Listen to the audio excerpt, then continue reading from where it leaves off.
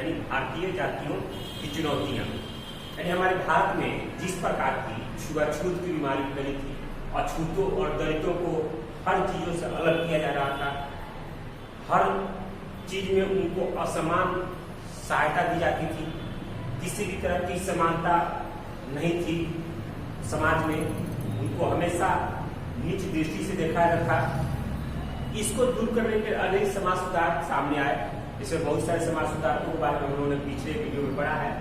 इस वीडियो में ये है आपको E.V. रामास्वामी नायकर, यानी इनको पेरियार के नाम से जाना जाता है।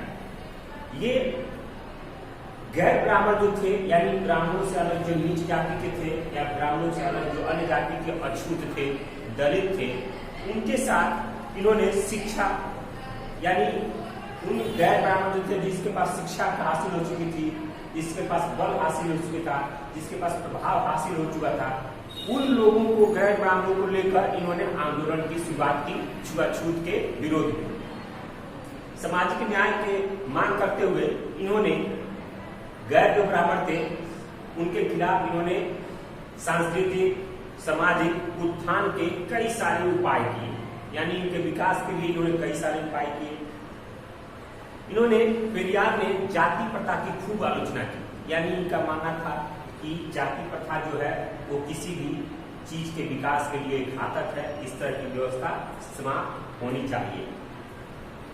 उन्होंने जाति की मौलिक समानता पर बल दिया, यानी उन्होंने कहा कि ये मौलिक समानता है, इसमें हर वर्ग का समान अधिकार होना चाहिए, समान अधिकार होना चाहिए, समानता का अधिकार होना चाहिए, जिससे कि उनका विकास हो सके।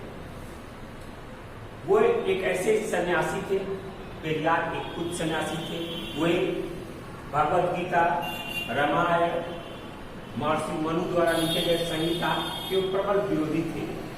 उनका ये मानना था कि इन्हीं संहिताओं के आधार पर, इन्हीं वेदों पुराणों के आधार पर उच्च वर्ग ने या ब्राह्मणों ने नीच वर्ग पर अपना अधिकार कायम रखा है, अपना शासन चलाया है। इसलिए वो इन किताबों के प्रबल विरोधी थे, वो इन किताबों की बातों को नहीं मानते थे। उन्होंने माना कि पुरुषों ने महिलाओं पर अपनी प्रभुत्व स्थापित करने के लिए इन किताबों का इस्तेमाल किया है, यानी पुरुष इन्हीं सब किताबों का इस्तेमाल करके महिलाओं पर अत्याचार, शोषण या अपनी शासन चला रहे थे। 1924 की एक छोटी सी घटना थी, जब कांग्रेस ने उन्हें एक भोज पर बुलाया। जब कांग्रेस ने उन्हें एक भोज पर बुलाया, उस भोज में दलितों को, अछूतों को अलग बैठने के लिए कहा गया। उस घटना से के बाद इन्होंने ये अपने मन में ठान ली कि हम इनका उत्थान इनके बिना आंदोलनों के अलावा नहीं हो सकता है। उन्होंने कहा कि अछूतों को अपने आत्मसम्मान के लिए खुद ही लड़ना पड़ेगा, यानी आत्मसम्मान की रक्षा खुद ही करनी पड़ेगी और उसके लिए आंदोलन करना पड़ेगा। इन्होंने गैर ब्राह्मण समूह के उत्थान के लिए अति सुधारवादी विचारधारा अपनाई, जिसके कई विवाद भी हुए। इन्होंने दलितों को उत्थान के लिए, दलितों को विकास के लिए इन्होंने बहुत सारी ऐसी विचारधारा को अपनाया, लेकिन इस विचारधारा के कारण कई विवाद भी हुए भारत में। फिर भी आंदोलन सामाजिक गांवों, जमींदारों में सफल रहा, लेकिन ये दलितों को संगठित करने में, दलितों को संघ के रूप में बनाने में ये असफल रहे। पेरियार दलितों को एकजुट करने में ये असफल रहे। पेरियार के विचार इतने लोकप्रिय हुए कि तमिलनाडु के समस्त क्षेत्रों में इनको स्वीकार किया गया। पेरियार इसके विचारधारा इतने लोकप्रिय हुए, ये इतने लोकप्रिय हुए, तमिलनाडु के हर गांव में इनके नेतृत्व को स्वीकारा गया, इनकी बातों को स्वीकारा गया, इनकी विचारधारा को अपनाया गया।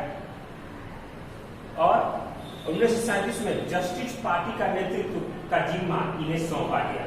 1937 में जस्टिस पार्टी थी, एक राजनीतिक पार्टी थी, जस्टिस पार्टी, उनके नेतृत्व का जिम्मा इन्हें सौंपा गया।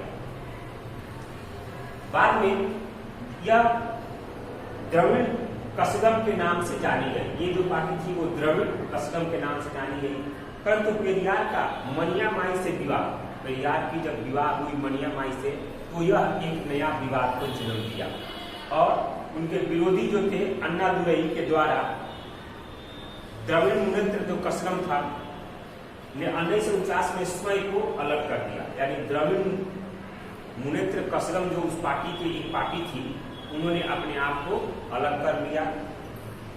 यह संगठन केवल सामाजिक सुधार का चिंतन का केंद्र नहीं था, यह संगठन केवल सामाजिक सुधार का केंद्र नहीं था, यह एक राजनीतिक पार्टी के रूप ले लिया, एक बड़े स्तर पर राजनीतिक पार्टी का रूप ले लिया। और वो पार्टी आज भी तमिलनाडु में काम कर रही है, वो पार्टी आज भी वहाँ पर अपनी सरकार चला रही है। तो इस तरह एक विचारधारा ने पूरे क्षेत्र में, पूरे प्रदेश में इस तरह की माहौल खड़ा कर दी, आप लोग देख सकते हैं।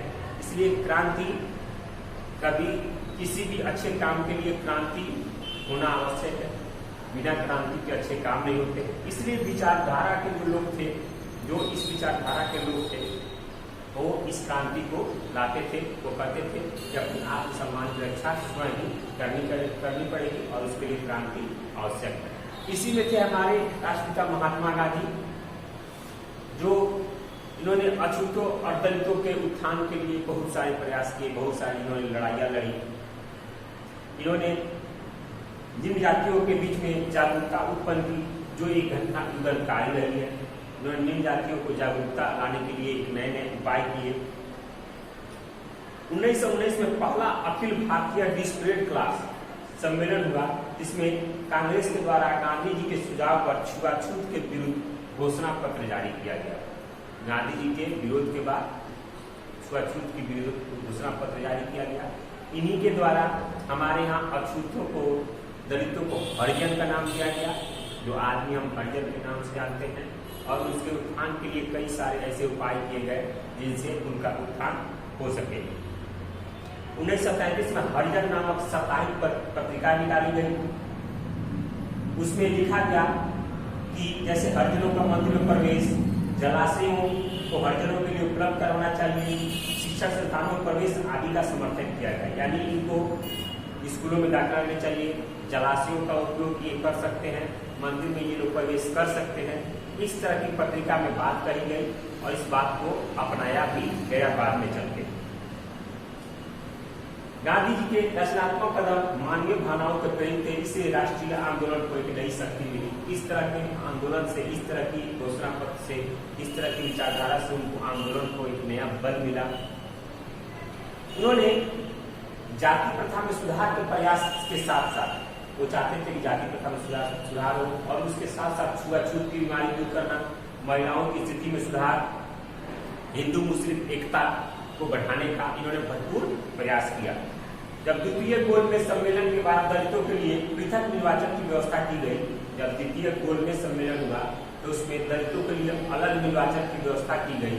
तो इससे अछूतों को हिंदुओं से अलग मानने की सरकारी नीति जो थी, यानी कहा जाता था कि दलित जो है हिंदुओं से अलग है, इनसे अत्यंत दुखी हुए महात्मा गांधी। और तब उन्होंने 26 सितंबर 1932 को भीमराव अंबेडकर के साथ पुनः समझौता किया। 26 सितंबर 1932 को भीमराव अंबेडकर के साथ उन्होंने पुनः समझौता किया और वो गांधी जी इनके साथ समझौता कर हरिजनों के उद्धार में लग गए, यानी हरिजनों के उद्धार के लिए ये लग गए। ये छुआछूत और जाति प्रथा के प्रबल आलोचक थे, जो उसके आलोचना करते थे। गांधी जी भारत में केवल औपनिवेशिक शासन से मुक्त कराना नहीं चाहते, बल्कि भारत और उसमें जिस प्रकार की सामाजिक गिरावट आई थी उसे दूर भी करना चाहते थे। यानी गांधी जी कहने का मतलब ये है कि गांधी जी सिर्फ अंग्रेजों को भगाना ही नहीं चाहते थे, उनके द्वारा या समाज में जो भी कुरीतियां आई थी उनको दूर करना भी वो चाहते थे। उनका मानना था कि भारत सही अर्थों में तब स्वतंत्र होगा जब अपनी आंतरिक कमजोरियों पर काबू प्राप्त कर सकेगा। यानी गांधी जी का ये मानना था कि भारत तब पूरी तरह से स्वतंत्र होगा जब वो आंतरिक जो कमजोरी है, जैसे छुआछूत, जाति प्रथा, धार्मिक कारण, इन सब पे जब वो काबू पा लेगा तब जाके वो पूर्ण रूप से स्वतंत्र हो पाएगा।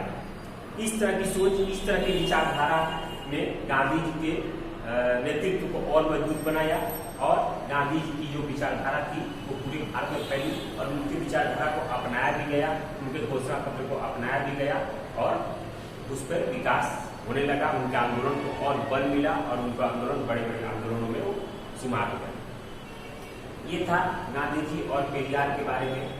अगले टॉपिक है आपको भीमराव अम्बेडकर। ये भी अच्छा एक टॉपिक है आप लोगों को, जिसको अगले वीडियो में पढ़ेंगे। आज के लिए इतना ही। आज का वीडियो अपने अच्छी तरह समझे।